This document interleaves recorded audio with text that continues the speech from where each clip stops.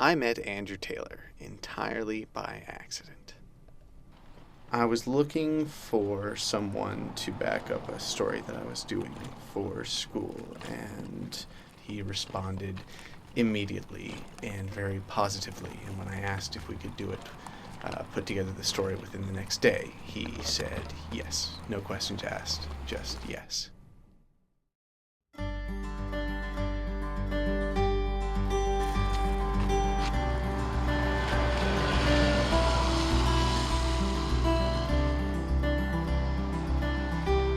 Andrew Taylor. I moved here about 9 months ago, 10 now, I guess, and looking for work and just to enjoy what Halifax has to offer.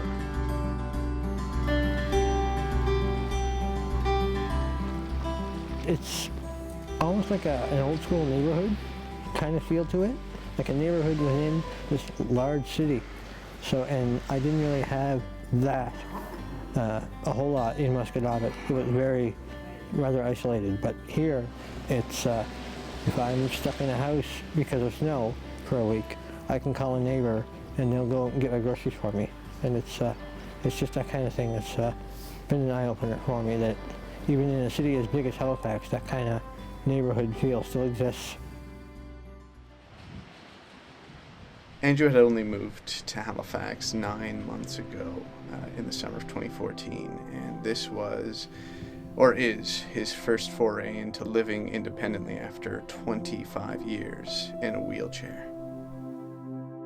At the Nova Scotia Rehab Center, they have a program generally designed for recently injured. So they go from what you need to relearn after your injury, like cooking and cleaning and all of that. But where I've been in my chair for 25 years. They took me from what it would be like if I had been just injured, right from learning how to dress, learning how to bathe, all of that. Simple stuff, right through all the, you're ready for discharge, ready for the real world. And it worked, it was great. Can't say enough good about it.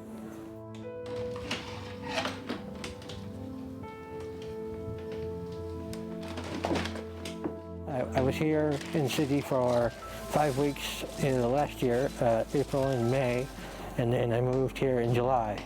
So I took the month in between to kind of get my ducks in a row with my landlord and the supports that I need here in the city and get all that paperwork in order, and then I moved. I haven't met anyone that I wouldn't want to meet again. It's been really, really nice to meet anybody that I've met, and made a few friends that I wouldn't have made if I hadn't left home. But I'm also struggling with not having a job. So that's the piece of this that I haven't quite got plugged in yet. It's the employment piece. But it'll come. In the winter, it is complicated, but Andrew always finds a way. I use the Accessa bus when I need to. I use cab companies. Casino Taxi has been very good to me. And I've got some house cleaning help through Northwood Home Care.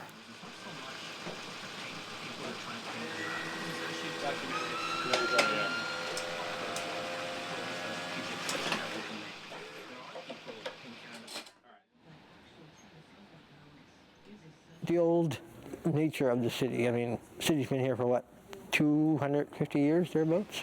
So you can't make the entire 1749 city of Halifax accessible overnight.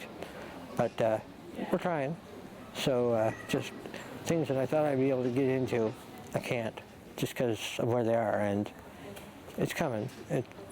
Changes are being made. It's a struggle between making it accessible and not taking away from the historic nature of this place. So accessibility doesn't have to be expensive. The average modification for a business to make themselves accessible is $500. So with $500, you could make your business more accessible, if not completely. So it doesn't cost that much. It's not a huge inconvenience to existing customers or existing business, but and we're getting that message out.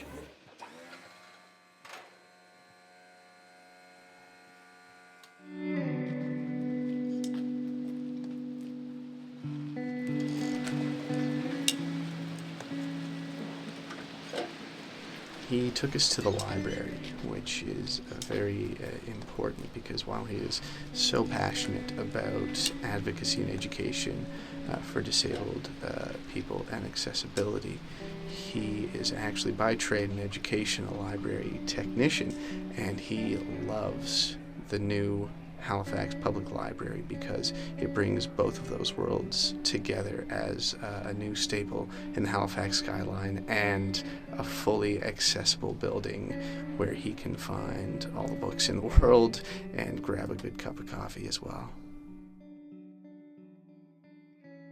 Every day I learn more. If you're not learning, you're pretty well dead. But every day I learn things that I should keep my eye on and figure out how to do better or differently. This chair is how I get around. You're not your car, you're not your truck, you're you. This is just how I get around. This is just A to B. This is me. So this might be what you see, but I'm an open book. If you approach me and you've got questions, as long as you're not an idiot about it, I'll answer you. Part of my job as being a person with a disability is to educate. As a minority, what is it like? How can I help? What do you need from a city, from a person? What do you need to be independent and successful and happy? I'll tell you. I'll talk to you. I don't mind. Where do you see yourself in 5 years? Right here. Hopefully employed. Ironically, right here in the library. But I'd say employed, independent, with supports. That piece is always left off, but it's important to have the support you need. But employed, independent, confident, just 5 years older. That's all. That's all I can hope for, is just 5 years older.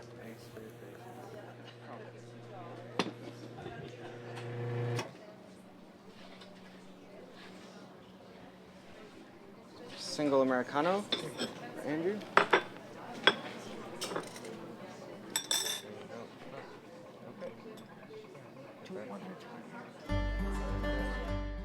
Where do you see Halifax in the future? Hopefully still here, because if it's not, that means I'm not.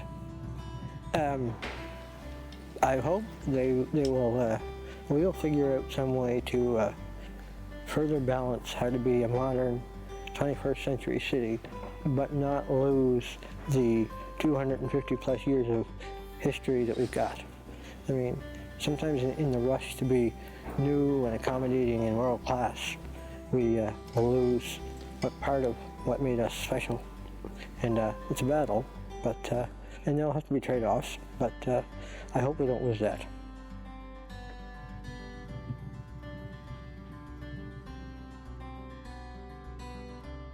He has decided to live independently and on his own, and his attitude towards it was so impressive and so cool.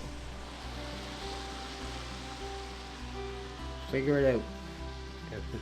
If what you want to do is on the other side is worth it enough, you'll figure it out. If not, then it must not have been worth it in the first place.